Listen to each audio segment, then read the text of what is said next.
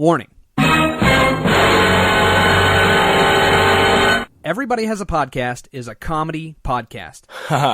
The personalities and opinions expressed in this show are highly exaggerated and don't always reflect reality. If you're easily offended, this may not be the podcast for you.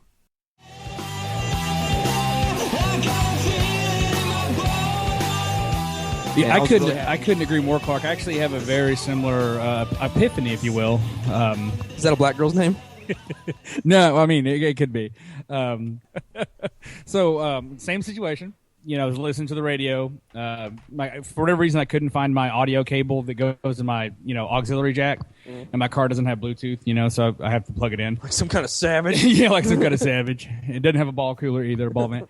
But anyway, so I'm flipping through stations, and it's like you said, Hinder. It's like, anyway, you could. And then I go to 97.5, and it's like a wrecking bell. And I'm just like, oh, God, stop it. Your body is a wonderland. Yeah. I even went to talk radio for a second to the ESPN station, and they were talking about something I didn't give a shit. So I went back to the radio station. You know how sometimes you can program like the alternate channels? I realized I had this oldie station on the alternate channel, and the song was Run Around Sue. Have you guys heard this song? Sure, man. By the Donnas. This is also a song very similar to Sister Golden Hair by America, that you cannot be unhappy when you listen to this song. I mean, this song is like, you probably look like a massive douche while you're listening to it, but from that moment on, I recorded that onto my main stations, and that's actually, I skipped completely over 97.5, which is like the local pop station here in town. I go to 92.9, which is like a Texas country, but even that, like 90% of that's shit now. So really, that's I go through three of them, and if they're not there, then sometimes I'll listen to political talk radio, or you just turn it off. Yeah, or just like I'll just listen to the wind. I have to listen to the radio to drown out the voices in my head. But yeah, so Ryan, what's a song that you've heard on the radio that was mood changing that you can remember? I know there's been probably multiple, but I'm with you guys. It's really at this point, it's about just finding the right style. Dude, 80s love songs, I don't know why you can't go wrong with that shit, but you can't.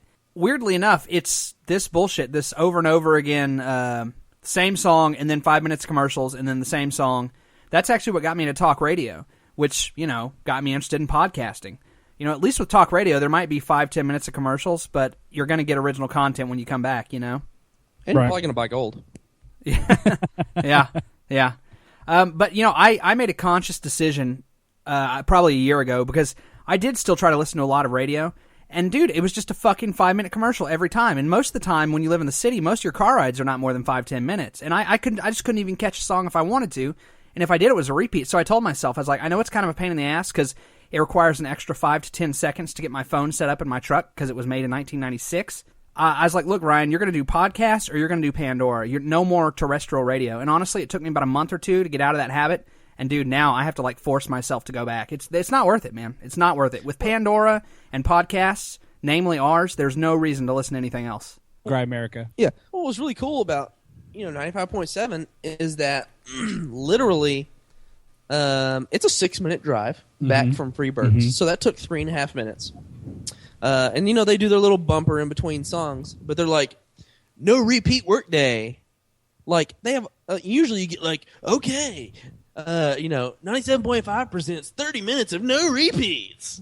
Yeah. But no, like it's a full fucking workday of oldies, and like you won't hear the same song twice, and then it just cranks up, and it's fucking how was the guy?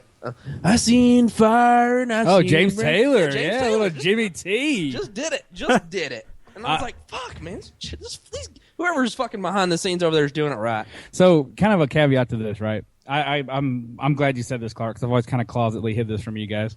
I really dig older music, and one of the many artists I really like is a man named Elton John, and I understand his sexual preferences, and I don't share my own. But the guy's brilliant on a piano, and he's written so many fucking great songs. I don't like "Candle in the Wind," but a lot of his other shit. "The Madman Across the Water" is my favorite CD, but he's playing someplace very close to Waco. And my wife is younger than I. She's, I don't know, 8 years younger, I guess. Jeez, I'm a creeper. But I mentioned that I wanted to maybe go see Elton John. So wait, Billy, when you were a senior in high school? She was in 4th grade. That sounds bad. We were high school sweethearts. It's even worse that I took her to prom.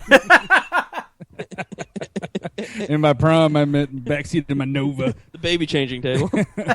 But But no, her response was shocking to me because her response to it was like whenever she wants me to watch The Bachelor with her, and like how I'm just disgusted, like I won't even like think about it, you know, as much as I care about it, I just won't watch that shit with her. Like she was just like, I'm not going to see Elton John. So then I started going to that. Well, who the fuck? It's not like I can round up the boys. Hey, you want to go see Elton John? You can call me. I'll go. Fuck yeah, dude. I'm Fuck, down. go see Elton John. Dude, if you're gonna go see Elton John, I want to go. Me and you, let's just put on our best turtlenecks and just go.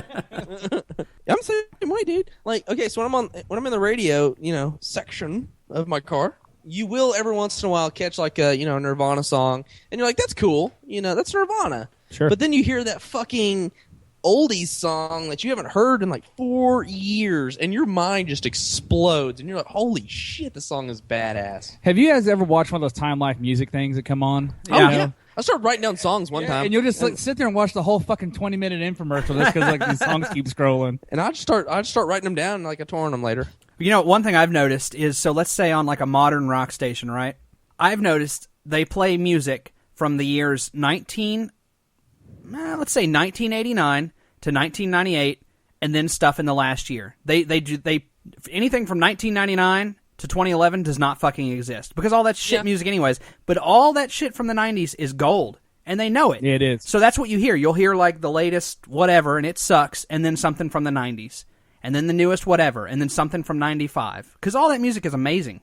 Yeah, but you don't hear Shinedown song from last year. Yeah, right. You know. That song is gone to the channels of history. Is that the Bully song? Is Yeah. that And I'm staring down the barrel of a 45. Song sucks. And you guys fucking suck. Part of what you never had is caught